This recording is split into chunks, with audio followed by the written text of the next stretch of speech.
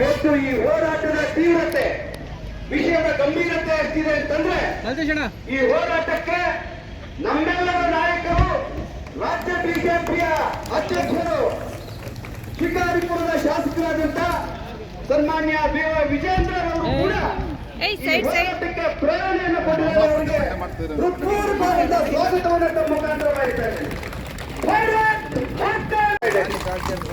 ಈ ಹೋರಾಟದಲ್ಲಿ ರಾಜ್ಯ ಪ್ರಕೋಷ್ಠಗಳ ಸಂಯೋಜಕರಾದ ದತ್ತಾತ್ರೇಯ ಅವರು ಉಪಸ್ಥಿತರಿದ್ದಾರೆ. ಅವರಿಗೆ ಹೃತ್ಪೂರ್ವಕವಾದ ಸ್ವಾಗತವನ್ನು ಬಯಸ್ತಾ ಇದ್ದೇವೆ. ವಿಧಾನ ಪರಿಷತ್ ಸದಸ್ಯರು ವೈದ್ಯರನ್ನು ಹೊರತ ಕಾಂಗ್ರೆಸ್ ಸರ್ಕಾರದ ವಿರುದ್ಧ ದಿನೇಶ್ ಗುಂಡೂರಾವ್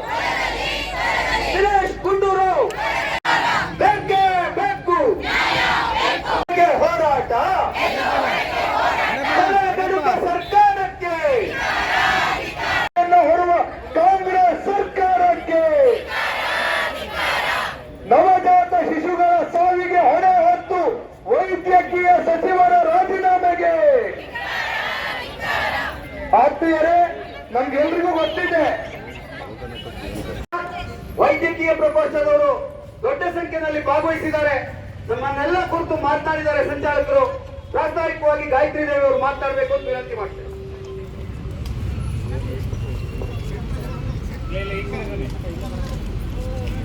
ಹಾಗೂ ರಾಜ್ಯಾದ್ಯಂತ ಏನು ಸಂಘಟನೆಗೋಸ್ಕರ ಶ್ರಮವಹಿಸಿ ಪಕ್ಷ ನಿಷ್ಠೆಯಿಂದ ಪಕ್ಷವನ್ನ ಸಂಘಟನೆ ಮಾಡಿದಂತಹ ಅಚ್ಚುಮೆಚ್ಚಿನ ನಮ್ಮೆಲ್ಲರ ನಾಯಕರು ಇವತ್ತು ಈ ಹೋರಾಟದ ತೀವ್ರತೆ ವಿಷಯದ ಗಂಭೀರತೆ ಎಷ್ಟಿದೆ ಅಂತಂದ್ರೆ ಈ ಹೋರಾಟಕ್ಕೆ ನಮ್ಮೆಲ್ಲರ ನಾಯಕರು ರಾಜ್ಯ ಬಿಜೆಪಿಯ ಅಧ್ಯಕ್ಷರು ಶಿಕಾರಿಪುರದ ಶಾಸಕರಾದಂತ ಸನ್ಮಾನ್ಯ ವಿಜೇಂದ್ರ ಅವರು ಕೂಡ ಹೋರಾಟಕ್ಕೆ ಪ್ರೇರಣೆಯನ್ನು ಕೊಟ್ಟಿದ್ದಾರೆ. ಅವರಿಗೆ ಹೃತ್ಪೂರ್ವಕವಾದ ಸ್ವಾಗತವನ್ನು ತಮ್ಮ ಮುಖಾಂತರ ಮಾಡಿದ್ದಾರೆ. ಈ ಹೋರಾಟದಲ್ಲಿ ರಾಜ್ಯ ಪ್ರಕೋಷ್ಠಗಳ ಸಂಯೋಜಕರಾದ ದತ್ತಾತ್ರೇಯ ಅವರು ಉಪಸ್ಥಿತರಿದ್ದಾರೆ. ಅವರಿಗೆ ಹೃತ್ಪೂರ್ವಕವಾದ ಸ್ವಾಗತವನ್ನು ಬಯಸ್ತಾ ಇದ್ದೇವೆ. ವಿಧಾನ ಪರಿಷತ್ ಸದಸ್ಯರು ವೈದ್ಯರನ್ನು ಹೊರತ ಕಾಂಗ್ರೆಸ್ ಸರ್ಕಾರದ ವಿರುದ್ಧ ದಿನೇಶ್ ಗುಂಡೂರಾವ್ ಬೇಕೇ ಬೇಕು ಹೋರಾಟ